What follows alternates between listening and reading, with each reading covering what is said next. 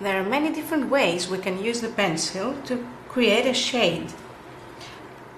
We all know some,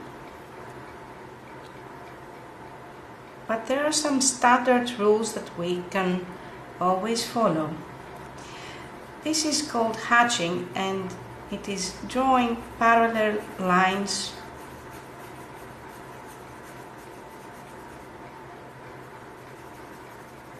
to create a shade.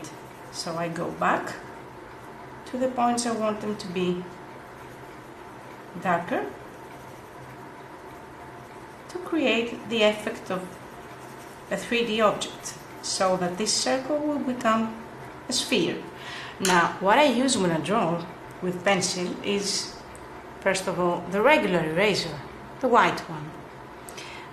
The other one is the one that we use for charcoal, which is sticky like gum, gray, and can be used like this. I tap on the spots I want them to be lighter,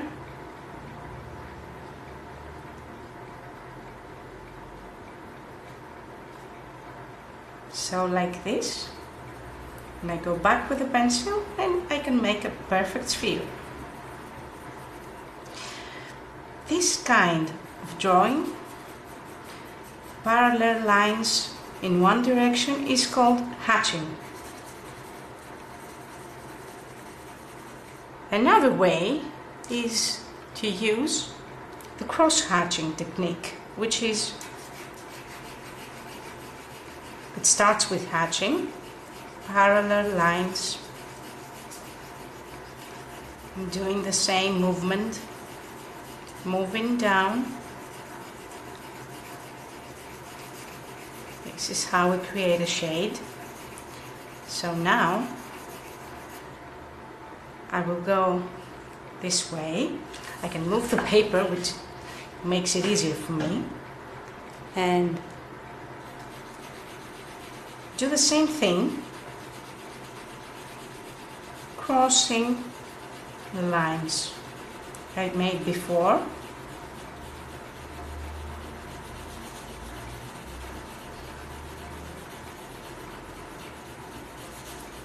And this is called cross-hatching. This is a technique I can apply with graphite, with the pencil, and of course with charcoal. We will seal that. Now, that thing can be done again from another direction, in case I want the shade to be darker.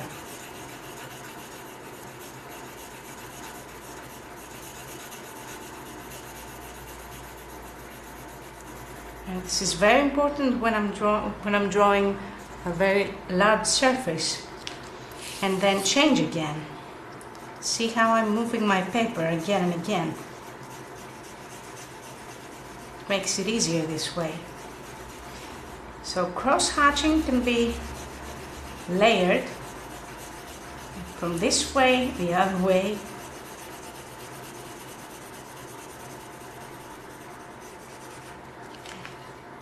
And that's how it can get, and it doesn't leave any white spots in between. When I'm doing the cross-hatching,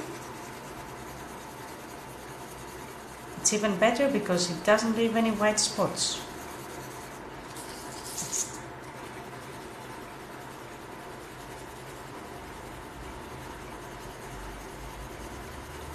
The same thing can be done with a graphite.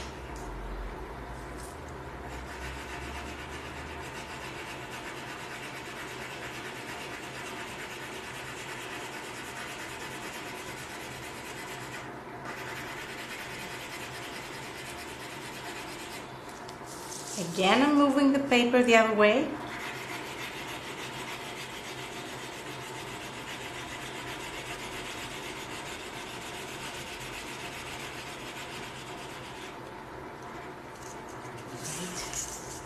Now, as you can see, this is much darker than the pencil. Now, this pencil is a 4B,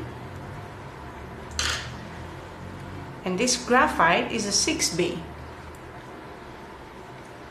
Of course, the graphite is much darker. That thing can be smoothed out. Now that I've made this, I can also do the smudge. Let's try and create a new sphere here, a bigger one. So I'll try the hatching.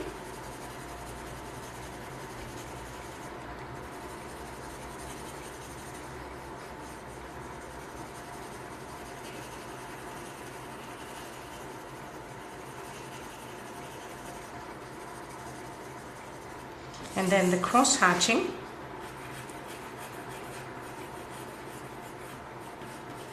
Have to make it a bit more round this way.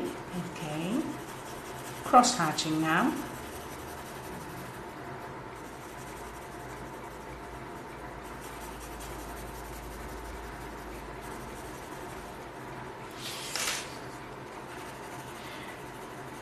To make it darker. Then I will use a charcoal eraser to light up this area. And now I will do the smudge. Smudge can be done with fingers or can be done with paper. I'll try with this one now.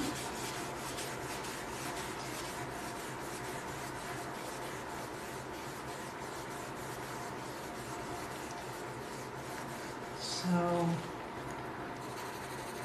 I go back and fix some details, and smudging can give a very, very smooth result in drawing. Very clean and very smooth. Cross hatching again.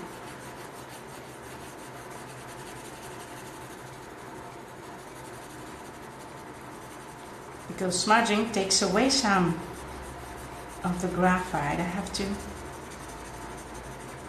go back, control it again, and then smudge a bit more. Oh, this is perfect. This is perfect. Now, another thing I would like to show you is how smoothly we can apply the pencil. This is cross hatching. This is cross hatching as well, but this one is made with a much softer pencil, and this one is made with a hard pencil. So this one can be done faster, but this one takes patience and it can give us such a perfect result.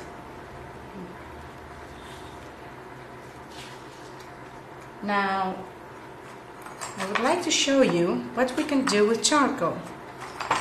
Charcoal is a very difficult material to work with, but the first difficult part is how to handle it. Okay, it's very delicate. It used to be a branch. Now it's just a burnt stick. Now I don't draw like this. I can't draw like this. What I need to do, I need to sharpen this, and I'm going to use a cutter, but I have to be very careful with this. I have to show you how I'm holding this. Put the first finger here and just stretch it out on my hand. I have to hold it delicately because it's very sensitive. I can break it very, very easily. Now I have this secured, and I'm going to begin very lightly. It's making a mess. It's a horrible mess when you're working with charcoal, but at least you know it. You can be prepared.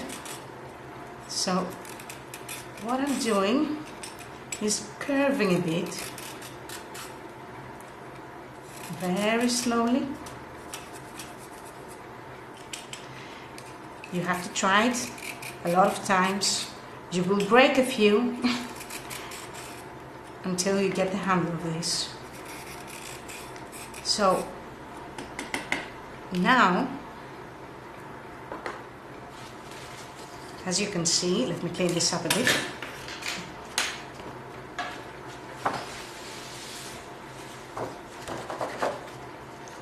As you can see, we have this edge here that can be used. This edge can be used for my drawing, but there are many ways to hold it. I have to draw with this edge here. So what's important now is that you have to move your hand like this. So I'm going to be drawing, and I must be free to move my wrist. And now we'll do the hatching. It's the same thing, but see how differently you have to hold it. It's nothing like pencil, nothing like graphite. It's quite different. I'm using it lightly, of course, because as you know, charcoal has the darkest black. So that's hatching. That's how I shade with charcoal. And again, I will move my paper and do a cross hatching.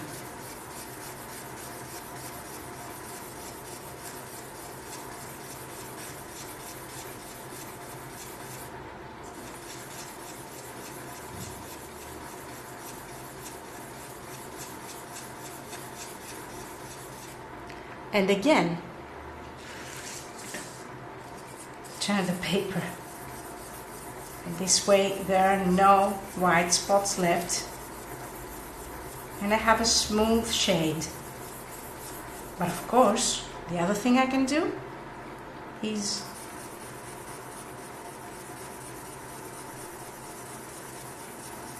smudge the way I did with the pencil.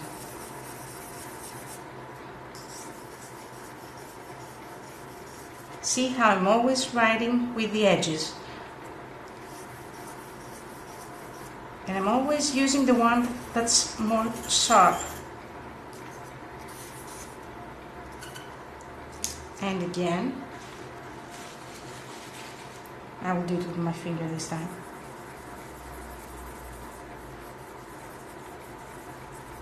Smudge. And yes, we get a smooth texture. Wonderful. And I go back. Oh, I always go back after smudging.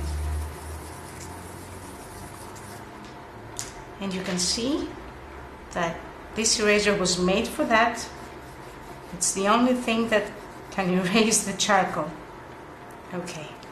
Now I have to move it around a bit because it absorbs the charcoal, it becomes black, and it won't erase after a bit.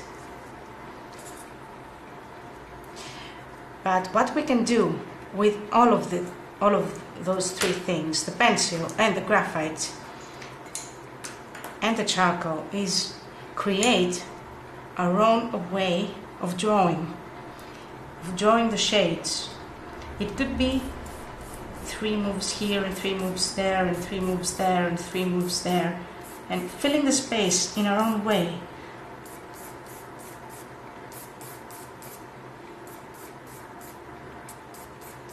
Sometimes we want the lines to show.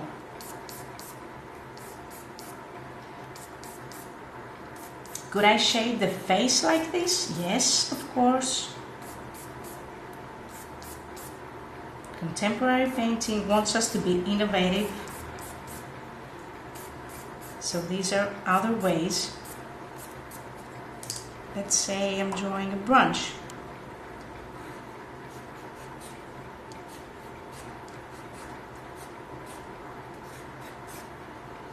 I can shade it like this.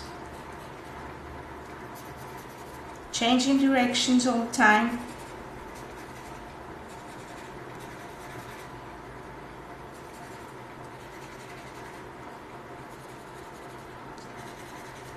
And it actually makes it more interesting.